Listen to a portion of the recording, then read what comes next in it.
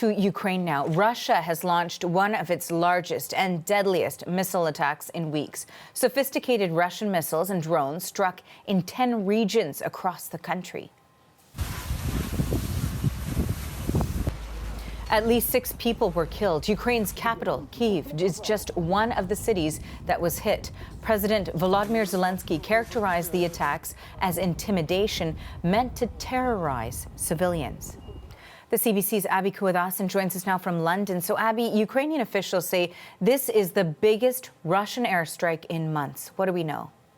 Arthi, there was a series of attacks across various regions of the country. Lviv was the worst hit, with multiple people killed in a residential area, as you just mentioned. The governor of the region confirming that multiple buildings were on fire following the strike. And in the capital, Kyiv, 40% of people were without heating amid emergency power outages, according to the mayor there, Vitaly Klitschko. An electrical power plant was damaged in the suburbs of Kyiv. There were strikes, too, in Kharkiv, Odessa, and Mykolaiv. President Zelenskyy says it was a very difficult night for Ukraine, with more than 80 missiles being fired into the country, and just under half were intercepted. A Ukrainian official says the attacks came in waves, with a mix of weapons being utilized by the Russian forces. The Ukrainian Air Force spokesperson confirmed that Russia used 6 hypersonic missiles overnight, known as daggers, which Ukrainian soldiers have no way of shooting down. Now, the Russian Defense Ministry now says the pre-dawn strikes are in retaliation for what it calls terrorist attacks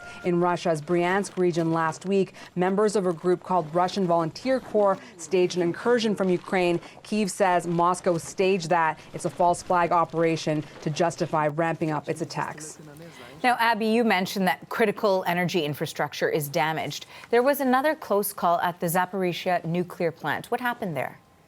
Yeah, the latest we're getting right now is Ukraine's grid operator says the line that was disconnected following the strikes is now back online. The plant had been moved to emergency diesel generators earlier today. The facility requires continuous power in order to run cooling systems that prevent a meltdown. So relief certainly that this line has now been reconnected, but there's no backup, and concern remains because this is Europe's largest nuclear power plant in a war zone. The head of the UN nuclear watchdog, Rafael Grossi, was deeply disappointed by the lack of movement to ensure that this site is safe and secure. Let's have a listen. This is the 6th time that the Zaporizhzhia nuclear power plant has lost all off-site power and has had to operate in this emergency mode. Each time we are rolling a dice. And if we allow this to continue, time after time, then one day our luck will run out. Now, he's been hoping for an agreement between Moscow and Kyiv to not fire from or on the site, and for Russia to remove heavy weapons, from the plant, which it has occupied for about a year now. Ukrainian technicians are still operating it, and this was the 6th time the plant lost external power. Again, Grossi would like to see some kind of protection zone around the site as soon as possible, Arthi. Thanks for this, Abby. That is the CBC's Abby Kuwadasan in London.